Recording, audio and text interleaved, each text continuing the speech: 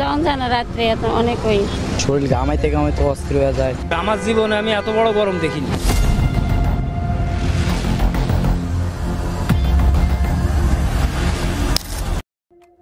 তীব্র এই গরমে কেউ কেউ গাছ লাগান, মনে করছেন গাছ লাগালেই বুঝি তাপমাত্রা। কিন্তু আপনি কি জানেন বর্তমান সময়ে গাছ লাগানোর মতো বোকামির কাজ পৃথিবীতে দ্বিতীয়টি নেই। এবার যদি আমি দৃঢ়তার সাথে বলতে পারি গাছ লাগালেই বরং পরিবেশের বেশি ক্ষতি, আপনি কি বিশ্বাস করবেন? চলুন পুরো বিষয়টি একটু আলোচনা।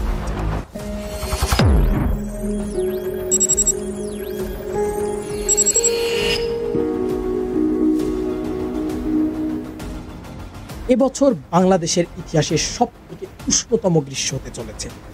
প্রতি বছর যখনই গ্রীষ্মের টান আসে তখনই যেন কিছু ডিজিটাল প্রকৃতিপ্রেমীরা ঢালাওভাবে গাছ লাগাতে থাকেন। সেটি আবার অধিকাংশ ক্ষেত্রেই আসল জমিনে নয়, ফেসবুকের জমিনে। এবছরটিও তার বিকল্প নয়। এটি কেউ কেউ করে থাকেন ভালো সাজার জন্য, আবার অনেকে ফেসবুকে গিয়ে গলা ফেলে চিৎকার করতে থাকেন গাছ লাগান, গাছ লাগান। মানুষকে বোঝাতে চেষ্টা করেন সে সমাজ এবং জলবায়ু নিয়ে অতিমাত্রায় সচেতন। গাছ লাগানো যে এক মহান ভালো কাজ, এ যেমন সত্য তেমনই সত্য এ ধরনের গলা ফেরে চিৎকার ফেসবুকে এর নিউজ ফিড এবং টাইমলাইন পর্যন্তই অধিকাংশ ক্ষেত্রে সীমাবদ্ধ।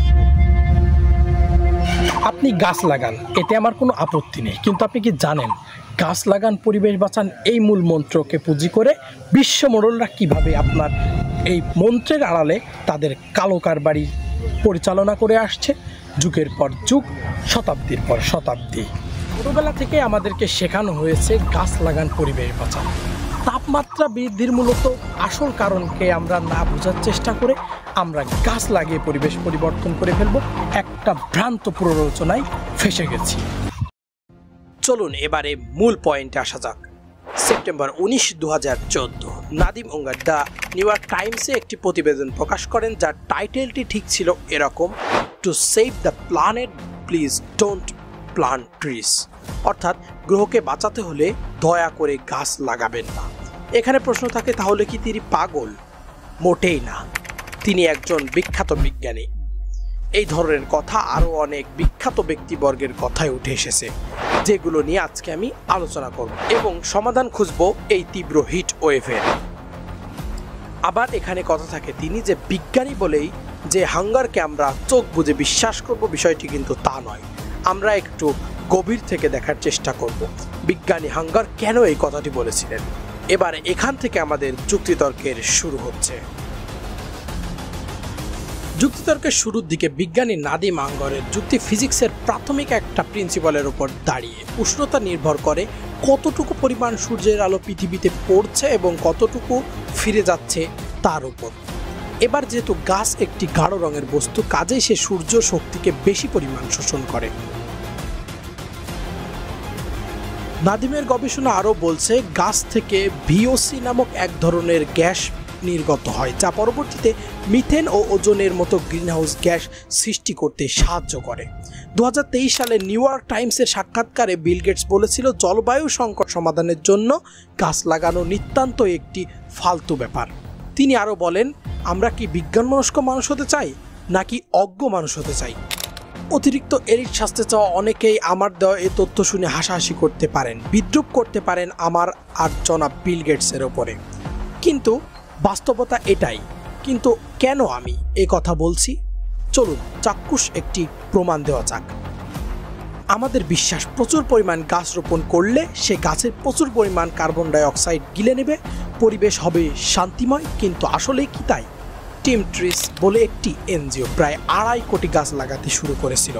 এক নজরে দেখতে গেলে এটি একটি বিশাল সংখ্যা মনে হতে পারে, কিন্তু অঙ্কের হিসাবে দেখতে গেলে এই 2.5 কোটি গাছ বাতাস থেকে কার্বন ডাই অক্সাইড কমাবার ক্ষমতা 10 বছরে 40 লক্ষ টনের কাছাকাছি। কিন্তু মুশকিলটা হচ্ছে শুধুমাত্র 2019 সালে গোটা পৃথিবী থেকে 43.1 billion ton carbon die oxide নির্গত হয়েছে। এখানে বলে রাখা ভালো 1000 মিলিয়নে 1 বিলিয়ন হয়।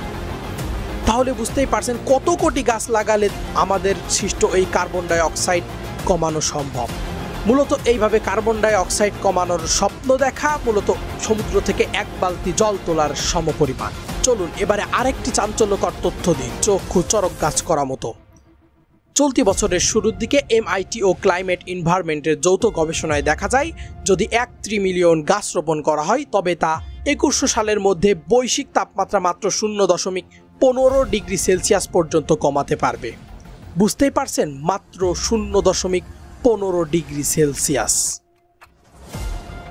এখন আপনি বলুন কত গাছ লাগাবেন, আর ঢাকার মতো এই জনাকীর্ণ কনফ্লিক্টের শহরে আপনি কোথায় বা গাছ লাগাবেন? এখন আপনি বলতে পারেন আমি গাছ লাগাতে মানা করছি কিনা, একদমই না। আপনি লাগান, আমিও গাছ লাগাবো। গাছ লাগিয়ে পরিবেশকে অঙ্গুর পরিবর্তন করে ফেলবো, এই রকম চিন্তা করাটা ভুল। আওয়াজ তুলতে হবে পরিবেশের অবস্থার পেছনে আসল কারণগুলোর বিরুদ্ধে।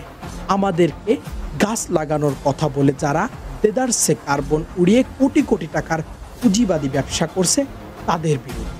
ঠিক এখন থেকে যে তথ্য দেব তাতে প্রমাণ হবে পাশার দান কত দিকে ঘুরতে পারে। আমাদের অতি উচ্চবিলাসী জীবন কিভাবে আমাদের কাল হতে পারে। আমাদের চোখে কাঠের চশমা পরিয়ে পেছনে দেদারসে কাঁপাচ্ছে ইন্ডাস্ট্রি। যে পোশাক শিল্পের মাধ্যমে আমাদের দেশ বিশ্ব খ্যাতি অর্জন করেছে, বিপুল পরিমাণ বৈদেশিক মুদ্রা ইনকাম করে এই শিল্প। বলা যায় এই গার্মেন্টস ইন্ডাস্ট্রি আমাদের অর্থনীতির প্রধান চালিকা শক্তিগুলোর মধ্যে একটি। কিন্তু আপনি কি জানেন আমরা আমাদের নিঃশ্বাসের বিনিময়ে চালাচ্ছি এই ইন্ডাস্ট্রি? 29 ডিসেম্বর 2009 ইউরোপীয় পার্লামেন্টে article environment the impact of textile production and western on this environment আর্টিকেলে স্পষ্ট বলা হয়, একটা সিঙ্গেল কটন টি শার্ট বানাতে 2700 মিলিলিটার বিশুদ্ধ পানির অপচয় হয়, যা একজন মানুষের 2.5 বছরের জন্য বরাদ্দ থাকার কথা। এবার একবার চিন্তা করুন, প্রতিদিন কত কোটি টি শার্ট তৈরি হচ্ছে, প্রতি মুহূর্তে কত গ্যালন পানি দূষিত হচ্ছে, প্রতি সেকেন্ডে পরিবেশে কি পরিমাণ বিপর্যয় নেমে আসছে বিশ্বব্যাপী এই টেক্সটাইল ইন্ডাস্ট্রির কারণে। পরিবেশ দূষণের দিক থেকে এই টেক্সটাইল ইন্ডাস্ট্রি আছে 3য় স্থানে এবং টেক্সটাইল ইন্ডাস্ট্রি বাংলাদেশ আছে 2য় স্থানে। এবার হিসাব করে নিন কত গাছ লাগালে দেশের ইকোলজি কন্ট্রোল করা সম্ভব। একই আর্টিকেলে আরও বলা হয়, শুধুমাত্র 2020 সালেই টেক্সটাইল ইন্ডাস্ট্রি থেকে এমিশন হওয়া কার্বনের পরিমাণ 121 মিলিয়ন টন। এখন অনেকে বলবেন, আমি কি তাহলে গার্মেন্ট ইন্ডাস্ট্রিকে বন্ধ করে দিতে বলছি? গার্মেন্ট ইন্ডাস্ট্রি বন্ধ হলে আমরা খাবো কি? দেশের ইনকামই বা চলবে কিভাবে?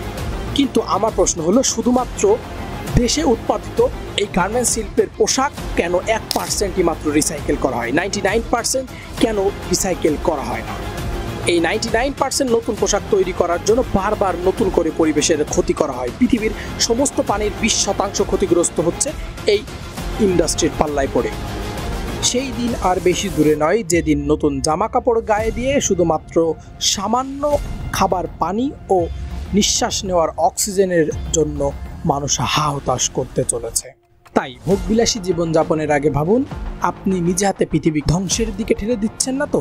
শুধুমাত্র গার্মেন্টস ইন্ডাস্ট্রির কথা বললাম বলে যে বাকি সবাই পার পেয়ে গেল, ব্যাপারটি কিন্তু এমন ভাবা ভুল। যেই ইলন মাস্ক পরিবেশ বান্ধব গাড়ি বানিয়ে প্রশংসায় ভাসছেন, তারই প্রাইভেট জেট বিমান কি পরিমাণ পরিবেশ দূষণ করে তা ধারণার বাইরে। পৃথিবীর সবচেয়ে বেশি দূষিত হয় এই বিমান দ্বারা।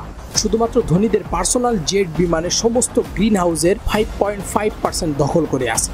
তাছাড়া ফিটনেসবিহীন গাড়ি, কালো ধোঁয়া এবং সীসার কথা তো বাদই দিলাম। এ ধরনের আরও হাজারটা কারণ দেখানো সম্ভব, কিন্তু শুধুমাত্র একটা কথাই বলতে চাই, গাছ লাগান, পরিবেশ বাঁচান। প্রজ্ঞাপনকে পুঁজি করে যারা পুঁজিবাদী ব্যবসায় মত্ত হয়ে আমার আপনার জীবনকে রুটে খাচ্ছে, তাদের দিকেও মনোযোগ দিন। শুধু গাছ লাগালেই চলবে না, গাছকে বাঁচতে দিতে হবে। গাছকে কাটা থেকে যত সম্ভব বিরত থাকতে হবে। না হলে দেশের উন্নতি হবে ঠিকই, কিন্তু সেই উন্নতি হবে মানুষের লাশের ওপর দাঁড়িয়ে। আর গাছ যদি বলতে পারত, তাহলে সে একটি কথাই বলতো, মানুষ হচ্ছে পৃথিবীর সবচেয়ে বোকা প্রাণী।